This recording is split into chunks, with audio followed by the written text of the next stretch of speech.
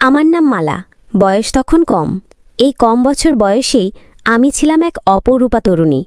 তবে আমার শারীরিক গঠন এমন ছিল যে কেউ আমাকে দেখে আমার আসল বয়স আন্দাজ করতে পারত না। সবাই ভাবত আমার বয়স অন্তত ২০ বা ২২ হবে। আমি ছিলাম এমন এক রূপের অধিকারিণী যাকে দেখলে পাড়ার অনেকেই এক মুহূর্তের জন্য থমকে যেত। তবে আমি ছিলাম এক দরিদ্র পরিবারের মেয়ে। সংসারের অভাব অনটনের কারণে আমাকে পরের বাড়িতে কাজ করতে এসেছিল। শহরে এসে আমি এক গৃহকর্তার বাড়িতে কাজ শুরু করি এবং সেখানেই থাকতাম। সেই বাড়ির একমাত্র ছেলে রাজীব প্রথম দিন থেকেই আমার প্রতি বিশেষ দৃষ্টি রাখত। আমি যখন রাজীববাবুর ঘর গোছাতে যেতাম তিনি প্রায়ই এমন আচরণ করতেন যা আমাকে অবাক করত। তার কথা ও আচরণে এক ধরনের মজা এবং খুনসুটি মিশে থাকত, যা অন্য কারো ক্ষেত্রে বিরক্তিকর লাগলেও অদ্ভুতভাবে রাজীববাবুর ক্ষেত্রে আমার খারাপ লাগত না, বরং ভেতরে ভেতরে এক অজানা শিহরণ কাজ করত। আমি বুঝতে পারছিলাম না কেন এমন হচ্ছে। হয়তো অজান্তেই আমি তাকে ভালোবেসে ফেলেছিলাম। আমি ভুলেই গিয়েছিলাম আমার অবস্থান কোথায়। আমি যে একজন সাধারণ গৃহকর্মী। এই বাড়িতে কাজ করতে আমার এতটা ভালো লাগতো তার একমাত্র কারণ ছিলেন রাজীববাবু।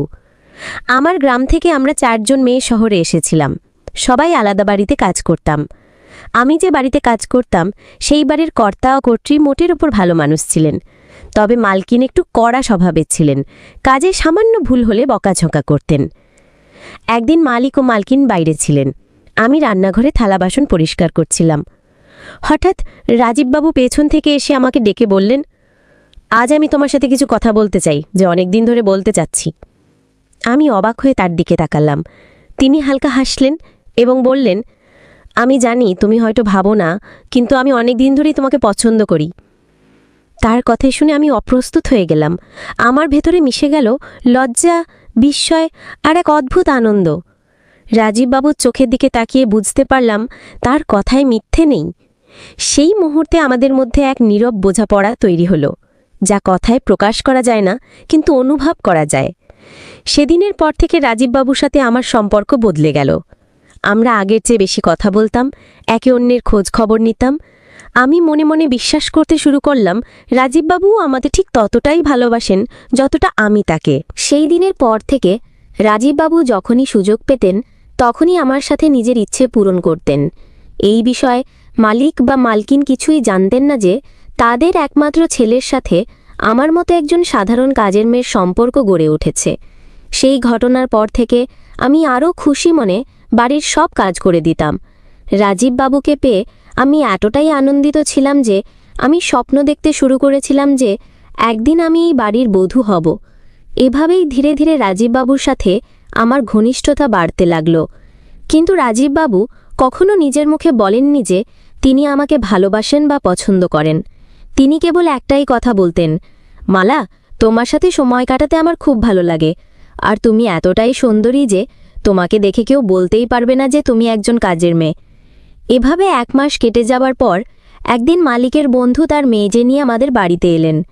আসলে তারা রাজীববাবুকে দেখতে এসেছিলেন। বড় সাহেব তার বন্ধুর মেয়ের সাথেই রাজীববাবুর বিয়ে ঠিক করতে চাইছিলেন।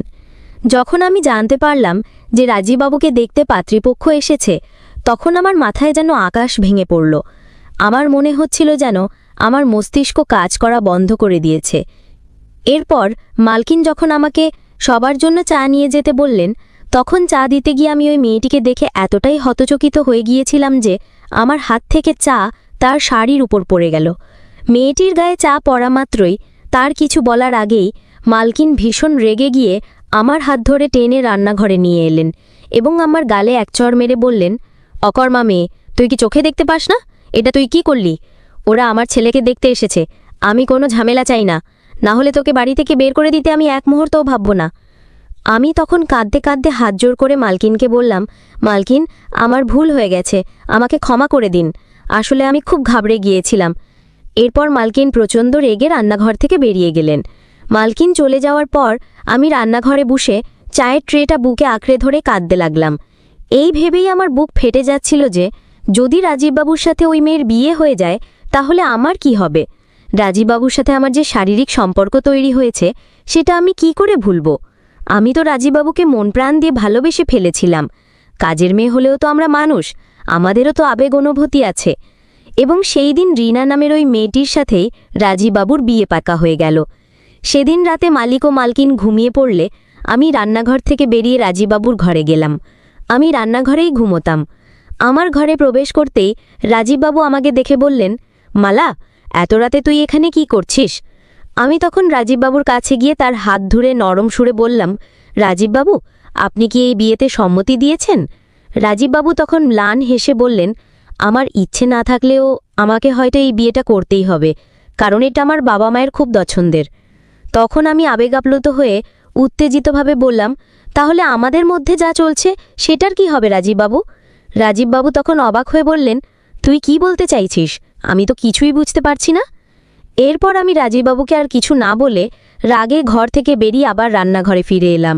সারা রাত ধরে শুধু একটাই চিন্তা করতে থাকলাম যে আমার আর রাজীববাবুর মধ্যে যেই সম্পর্কটা গড়ে উঠেছে সেটার তাহলে পরিচয় কি? আমি তো মন থেকে রাজীববাবুকে নিজে ভেবেছিলাম, কিন্তু আমি তখনও জানতাম না যে রাজীববাবুর মনে আমার জন্য কি ছিল। শুধুই কি শারীরিক আকর্ষণ, নাকি মনে টান? এইসব ভাবতে ভাবতে আমি যখন সবে চোখ বন্ধ করেছি, তার কিছুক্ষণ পরেই মালিকের ড্রাইভার সেলিম রান্নাঘরের ভেতরে ঢুকে আমার কাছে এসে বসল এবং আমার মুখে হাত বোলাতে লাগল। তার স্পর্শে আমি ভয়ে আঁতকে উঠে চোখ খুললাম এবং তাকে দেখে হতভম্ব হয়ে গেলাম। আমি তখন উঠে বসে সেলিমকে বললাম, তুই এখানে কি করছিস? বের হয়ে এখান থেকে, না হলে আমি কিন্তু চিৎকার করব। আমাকে ছোঁয়ার সাহস তোর হলো কি করে? তুই খুব বেড়ে গেছিস। এরপর যদি আমাকে ছোঁয়ার চেষ্টা করেছিস তাহলে আমি মালিককে বলে তোকে চাকরি থেকে ছাড়িয়ে দেব। মালিকের ড্রাইভার সেলিম তখন বিদ্রূপের হাসি হেসে বলল, মালা, তুই যে রাজীববাবুর সাথে রাত কাটাস সেটা আমি নিজের চোখে দেখেছি। তাহলে আমার সাথে থাকতে তোর কি সমস্যা? দেখে নিস, একদিন রাজীববাবু তোকে ধোঁকা দেবে। তুই যে স্বপ্ন দেখছিস সেই স্বপ্ন তোর কোনোদিনও সত্যি হবে না। তুই যে একজন কাজের মেয়ে সেটা ভুলে যাস না। এই বলে সেলিম ঘর থেকে বেরিয়ে গেল। তার চলে যাওয়ার পর আমি স্পষ্ট বুঝতে পারছিলাম যে সেলিম কোন স্বপ্নের কথা বলছিল। যেহেতু আমি রাজীববাবুকে ভালোবেসে ফেলেছিলাম, তাই আমি ভেবেছিলাম রাজীববাবু আমাকে বিয়ে করবেন এবং আমি এই বাড়ির কর্ত্রী হব। ড্রাইভার আমার সেই স্বপ্নের দিকেই ইঙ্গিত করে বলেছিল যে আমার এই স্বপ্ন কোনোদিন পূরণ হবে না। এই কথাগুলো ভাবতে ভাবতেই আমার সারা রাত কেটে গেল। পরদিন সকালে আমি যখন বিষণ্ণ মনে ঘর পরিষ্কার করছিলাম, তখন মালিক রাজীববাবুর উপর প্রচণ্ড চিৎকার করছিলেন। আমি তখন দ্রুত কাজ থামিয়ে বাগানের দিকে গিয়ে দেখলাম বড় মালিক রাজীববাবুর গালে এক থাপ্পড় মেরে বললেন, নির্লজ্জ কোথাকার, তোর তো কোনো কাজ নেই। মালকিন তখন অবাক হয়ে মালিককে বললেন, কেন তুমি এত বড় ছেলের গায়ে হাত তুলছ? কদিন পরে ওর বিয়ে হবে, তখন ও ঠিক দায়িত্ববান হয়ে যাবে। মালিক তখন রেগে মালকিনকে বললেন, তুমি ওকে অতিরিক্ত প্রশ্রয় দিয়ে মাথায় তুলেছ, এই জন্যই তোমার ছেলে উচ্ছন্নে গেছে।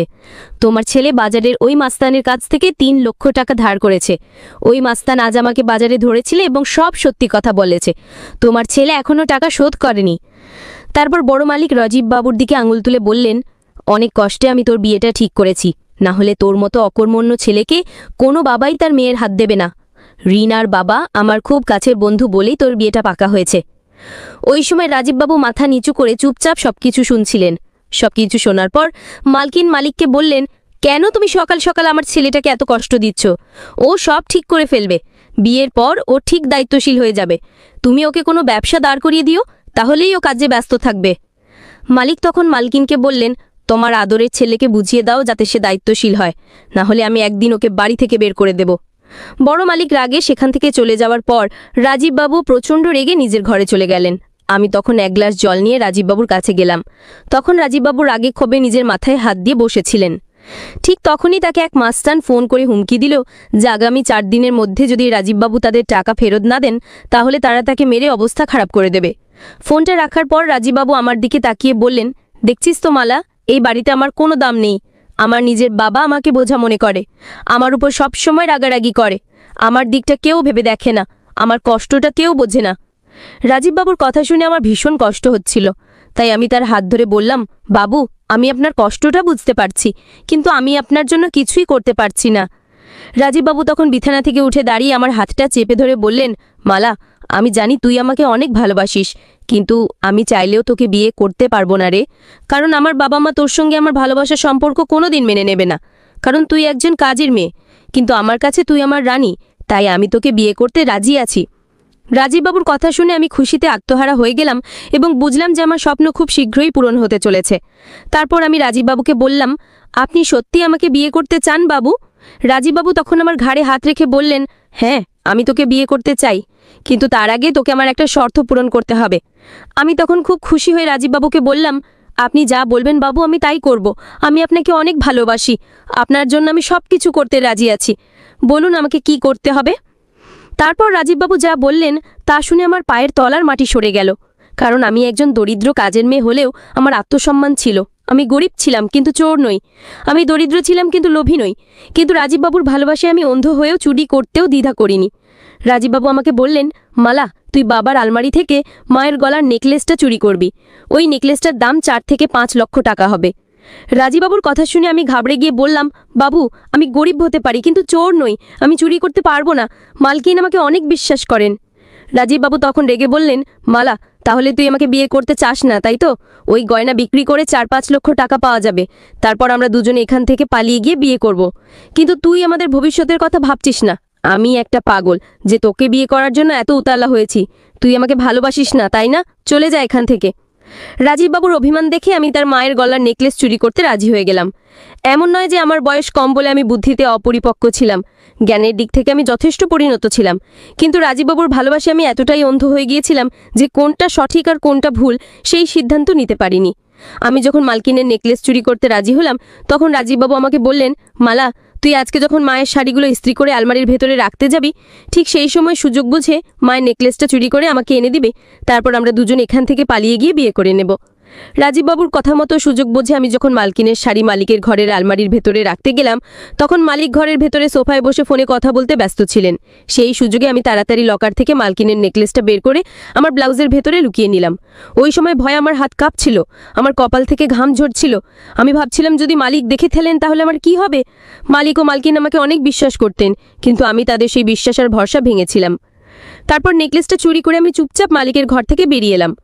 মালিকের ঘর থেকে বেরোতেই রাজীববাবু আমার কাছে এসে ফিসফিস করে জিজ্ঞেস করলেন, মালা, কাজ হয়েছে? ওই সময় আমার অবস্থা খুবই খারাপ ছিল, ভয় আমার মুখ লাল হয়ে গিয়েছিল, আমার হাত পা থরথর করে কাঁপছিল। আমি রাজীববাবুকে কিছু না বলে ব্লাউজের ভেতর থেকে নেকলেসটা বের করে তার হাতে দিয়ে দিলাম। নেকলেসটা হাতে পেয়েই রাজীববাবু খুব খুশি হয়ে আমাকে জড়িয়ে ধরলেন। তারপর আমি রাজীববাবুকে জিজ্ঞেস করলাম, বাবু, আমরা কবে বাড়ি থেকে পালিয়ে বিয়ে করব? রাজীববাবু তখন আমার গালে আলতো করে টিপে দিয়ে বললেন, খুব তাড়াতাড়ি যাব। রাজীববাবুর কথায় বিশ্বাস করে আমি স্বপ্ন দেখতে শুরু করেছিলাম যে আমি খুব শীঘ্রই রাজীববাবুর অর্ধাঙ্গিনী হব, কিন্তু আমি স্বপ্নেও ভাবতে পারিনি যে আমার সাথে এতটা খারাপ কিছু হতে চলেছে। আমার ভালোবাসার এমন পরিণতি হবে আমি কোনোদিন ভাবিনি। এরপর বেশ কিছুদিন কেটে যাওয়ার পর যখন রাজীববাবুর বিয়ের দিন পাকা করার জন্য মেয়ে পক্ষ আমাদের বাড়িতে এলো তখন আমি রাজীববাবুকে রেগে বললাম, রাজীববাবু, তারা তো আপনার বিয়ের দিন ঠিক করতে আসছে, আপনি কবে আমাকে নিয়ে পালিয়ে বিয়ে করবেন? রাজীববাবু তখন আমার কাঁধে হাত রেখে বললেন, আরে পাগলি, তুই চিন্তা করছিস কেন? বিয়ের দিন পাকা করতে আসছে, বিয়েটা তো আর আজকেই হচ্ছে না। তুই চিন্তা করিস না, সময় সাথে আমি সব কিছু ঠিক করে দেব। দেখতে দেখতে রাজীববাবুর বিয়ের দিন পাকা করার সময় চলে এলো। সেদিন আমি ভীষণ দুঃখী ছিলাম। আমার মনে কষ্ট হচ্ছিল এটা দেখে যে রাজীববাবু রীনা ম্যাডামকে দেখে মুচকি মুচকি হাসছিলেন। আমি এতটাই বোকা ছিলাম যে তখনও বুঝতে পারিনি রাজীববাবুর আসল উদ্দেশ্য কী। সেদিন মালিকের বাড়িতে তাদের আত্মীয় স্বজন এবং মালিকের বন্ধু ও তাদের পরিবারের সদস্যরা উপস্থিত ছিলেন। বাড়িতে অনেক লোকজন ছিল, সবাই খুব আনন্দ করছিল, কিন্তু আমি ভেতরে ভেতরে যন্ত্রণায় পুড়ে যাচ্ছিলাম। তারপর সেদিন আমার মনে সব ভুল ধারণা ভেঙে গেল। আমি বুঝতে পারলাম যে এতদিন রাজীববাবু আমাকে ঠকিয়েছেন, এতদিন তিনি শুধু আমাকে ব্যবহার করেছেন। কারণ সেদিন যখন মালিক ও মালকিন জানতে পারলেন যে তাদের আলমারি থেকে নেকলেস চুরি হয়েছে তখন তারা আমার উপরেই সন্দেহ করলেন, এবং সেটা করাটাই স্বাভাবিক ছিল। তারপর মালকিন যখন সবার সামনে চিৎকার করে আমাকে জিজ্ঞেস করলেন যে নেকলেসটা কোথায়, তখন আমি রাজীববাবুর মুখের দিকে তাকিয়ে বললাম, মালকিন, আমি আপনার নেকলেস চুরি করিনি। ওদিকে বাড়িতে উপস্থিত থাকা আত্মীয় স্বজন এবং রিনার বাবা মা আমাকেই চোর বলে অপবাদ দিচ্ছিল, কিন্তু তবুও রাজীববাবু চুপচাপ দাঁড়িয়ে তামাশা দেখছিলেন। আমি ভেবেছিলাম অন্ততপক্ষে তিনি আমার পক্ষে কথা বলবেন, কিন্তু তিনি যা করলেন তাতে আমি পুরোপুরি ভেঙে পড়লাম।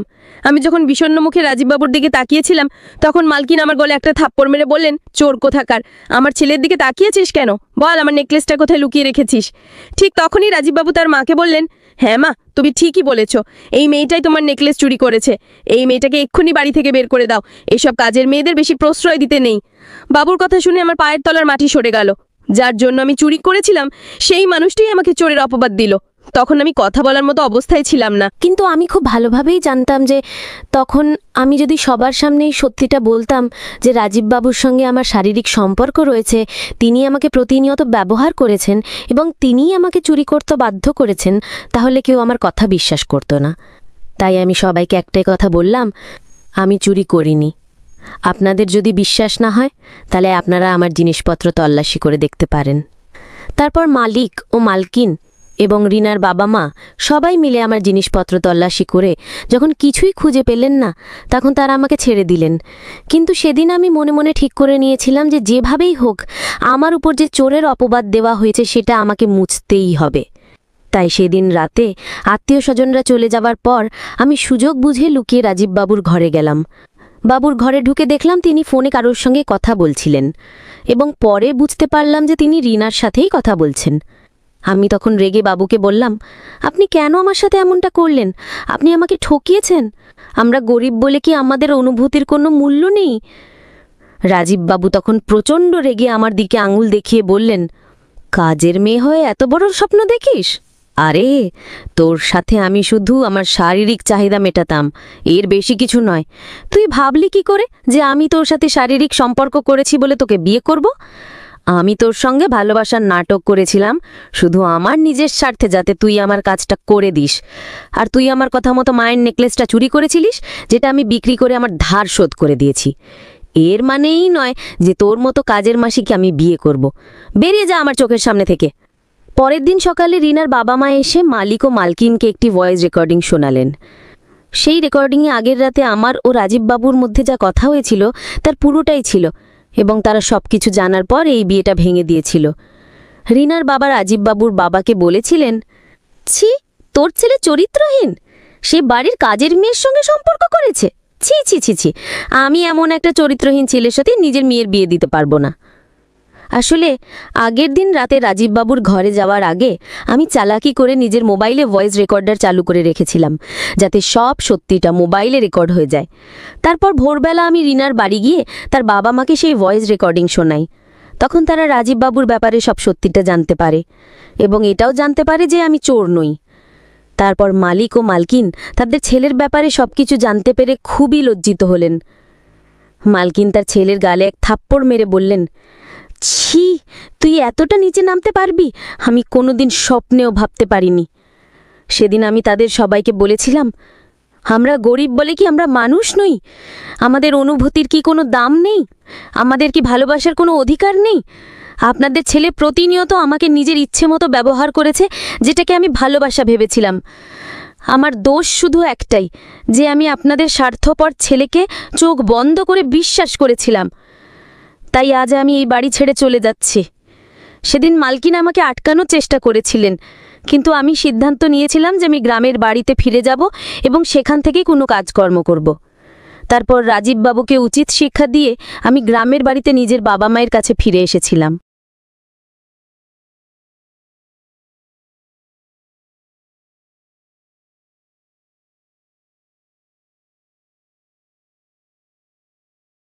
আমি আকাশ পাশের বাড়ির রীতা কাকিমাকে নিজের মায়ের আসনেই বসিয়েছিলাম। আমি প্রায় রাতে তার পাশে গিয়ে ঘুমাতাম, এই ভেবে যে আমি থাকলে হয়তো তিনি একা ভয় পাবেন না। কিন্তু সেই রাতের ঘটনায় আমার বোধশক্তি লোপ পেয়েছিল, কারণ মাঝরাতে রীতা কাকিমা আমার হাতটা নিয়ে তার শরীরের এমন এক অংশে বলাতে শুরু করলেন যে সেই স্পর্শে নেশায় আমি ভুলে গিয়েছিলাম তিনি আমার মা তুল্য কাকিমা। এরপর তিনি আমার কানের কাছে মুখে এনে ফিসফিস করে বললেন, আকাশ,